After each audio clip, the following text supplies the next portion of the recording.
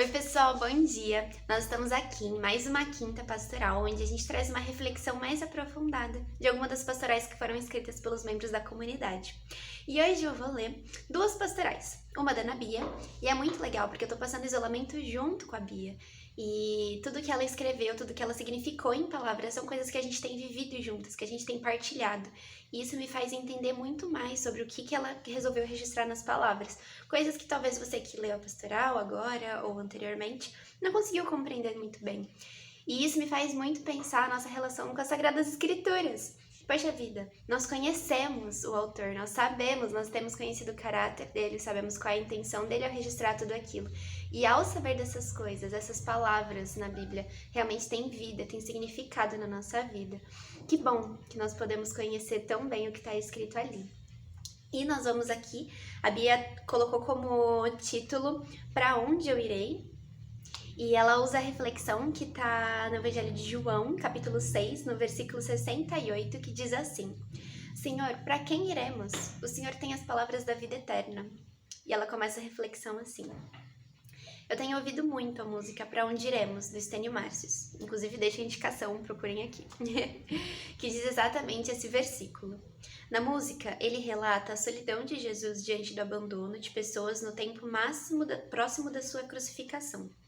Nesse capítulo, Jesus havia alimentado uma multidão, andado sobre as águas, recusado ser rei como queriam fazê-lo, explicando que a obra e vontade do Pai era que crescem nele para que recebessem a vida eterna.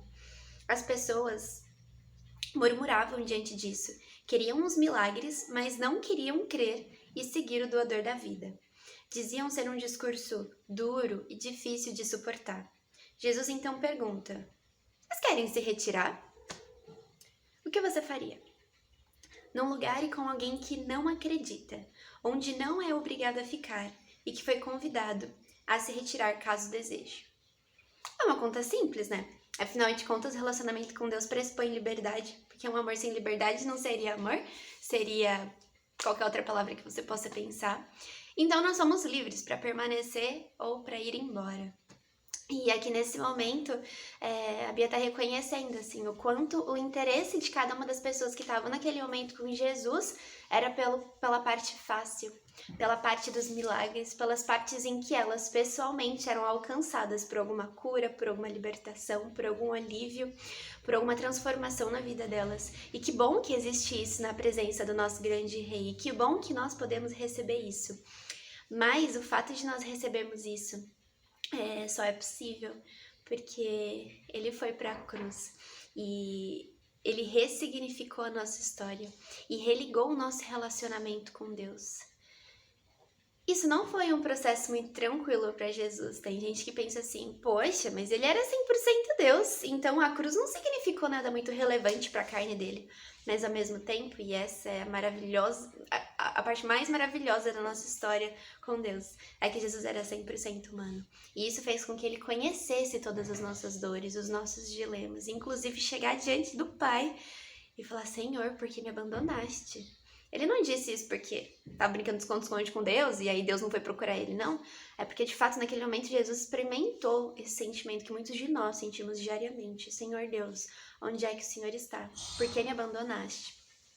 E todas essas outras partes que também fazem parte do nosso relacionamento com Deus, que a Bia coloca aqui como a parte da cruz, a parte desgastante, a parte que é estranho de lidar, faz parte também de tudo isso. E aí, quando a gente se vê diante dessas coisas, a gente repensa se a gente quer estar com Deus.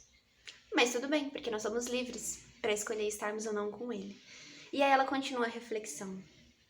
A música do Estênio diz: se vocês quiserem ir, não há nada que os prenda aqui. Esta é a hora de partir. Partiram, muitos partiram, multidões, discípulos, amigos. Mas Pedro reconhece: para onde eu irei? Se é aqui, exatamente aqui, que eu encontro paz e vida eterna. Em muitas situações eu tenho vontade de abandoná-las. Já não creio ou tenho esperança. Sou encorajada pela minha liberdade de partir a de fato deixar esse caminho duro e difícil de suportar. Mas para onde eu irei? Aonde eu encontrarei paz, vida? Fico então por conveniência? Porque já que tá aqui, não precisa sair, né? Vamos ficar aqui. Não. A verdade fere, mas eu prefiro que ela me abrace para depois renascer num tempo mais feliz da vida eterna. Irmãos, nós podemos partir, mas para onde iríamos? Nós já encontramos a vida, se lembram? Que a verdadeira paz de Cristo sobreponha o nosso medo e fraqueza, para que todos os dias e em todas as situações escolhamos permanecer.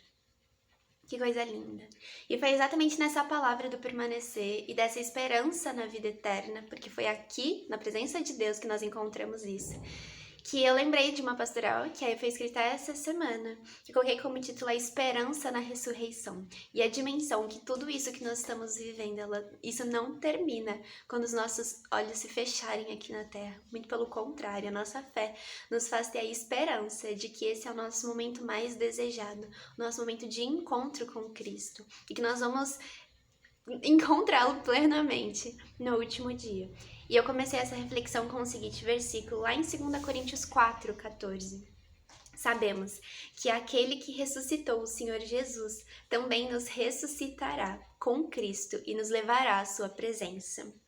E a gente caminha assim pelo texto. Vamos supor que não saibamos nada sobre o que acontece depois que os olhos de alguém se fecham para sempre aqui na Terra. Para sempre? De onde tiramos essa informação? Já tem aí algo que aponta para a nossa inclinação de fazer inferência sobre aquilo que está além do nosso alcance.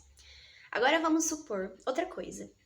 Vamos supor que temos um livro que nos foi confiado pelo próprio Deus. Vamos supor, narrando a história do relacionamento dele com a criação e de como seu filho Jesus venceu a própria morte para que tenhamos parte na eternidade. Vamos supor então que possamos escolher acreditar no livro ou não acreditar, né? Volta a nossa questão de podemos ficar, podemos ir. No caso afirmativo, teremos motivos de sobra para nos alegrarmos, pois saberemos através do livro que saberemos do amor do Criador por nós, as suas criaturas, saberemos o quanto Ele é bom, o quanto Ele é justo, o quanto Ele é fiel. Saberemos ainda que nem a vida nem a morte nos separam da sua presença e que todos aqueles que já morreram e que ainda irão morrer, mas que foram chamados à sua presença, ressuscitarão com Jesus no último dia. Eu aqui já encontrei motivos suficientes para crer. Eu espero que você também. Mas agora, se a resposta for negativa para aquela nossa hipótese de tem o livro, vamos supor que é a revelação de Deus, e eu posso crer, posso não crer. Vamos supor que eu não creia. O que você ganha? Que vantagem tem nisso? Que respostas encontra para as perguntas sem fim da sua alma? Onde e como estará no dia em que Jesus voltar? Existe um lugar seguro em que suas lágrimas podem repousar. Um Deus que conhece e se importa verdadeiramente com suas dores, que chora contigo, chora seus mortos e que preparou morada eterna para eles e para nós. E aqui, mais uma vez, nós recebemos esse amor em liberdade para escolher ficar, para escolher ir embora, para escolher acreditar e escolher não acreditar. Mas lembra aquilo lá do começo da nossa reflexão? Que é aquele que escreveu essas palavras na Bíblia, aquele que se importou verdadeiramente com a gente, conjuga esses verbos no presente, porque ele se importa, ele escreve novas histórias em nossa vida, e ele também conjuga esses verbos no futuro, porque nós sabemos que ele vai voltar, nós sabemos que existe um reino que virá, existe um novo céu na nossa terra, e todas essas coisas nós podemos ter certeza se nós fizermos a escolha de crer e se nós fizermos a escolha de ficar. Então o convite hoje é para que a gente permaneça em meio à aflição, em meio aos momentos em que está pesado demais para carregar a nossa cruz. Jesus convida para partilhar o fardo, faça isso, não carregue sozinho, porque vai ser pesado.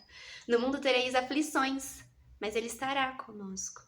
Isso são certezas que a gente já tinha, e certezas de que a presença de Deus é fiel, que mesmo quando nós, enquanto seres humanos, o povo de Israel não cumpriu a parte do pacto, Deus por si fez a nossa parte do pacto valer através da vida de Jesus, através do sacrifício de Jesus.